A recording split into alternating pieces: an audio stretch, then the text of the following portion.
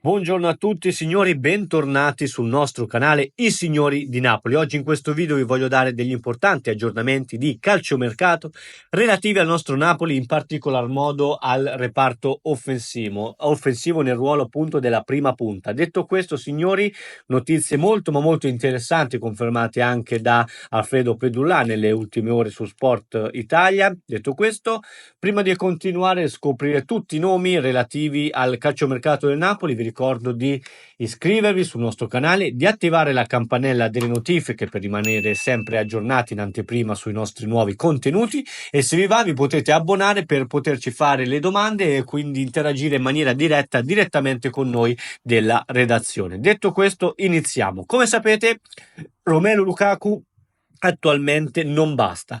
A Napoli nel prossimo calciomercato arriverà sicuramente un nuovo attaccante e ad oggi, signori, abbiamo 3 nomi che sono in cima alla lista dei desideri di Antonio Conte, che, attenzione, ha ribadito a Man De Laurentiis la volontà di rimanere sulla panchina del Napoli anche per la prossima stagione.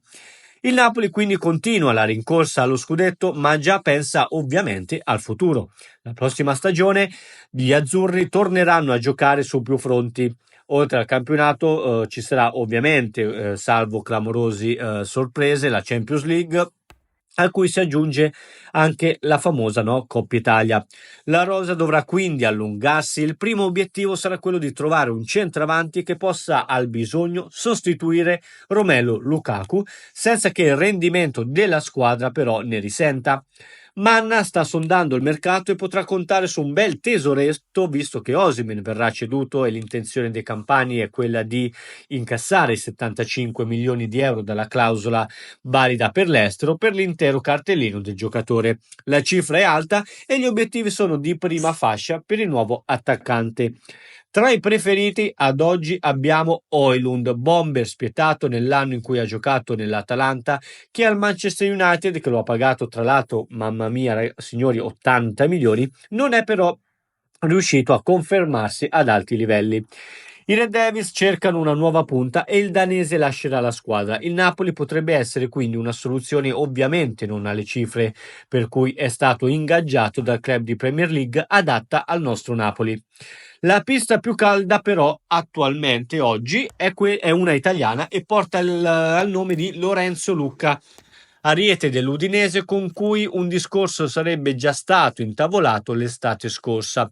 La trattativa con l'Udinese potrebbe riprendere e decollare definitivamente, ma solo se verranno accontentati i friulani, che chiedono ad oggi una cifra vicina, diciamo tra i 30 e i 40 milioni.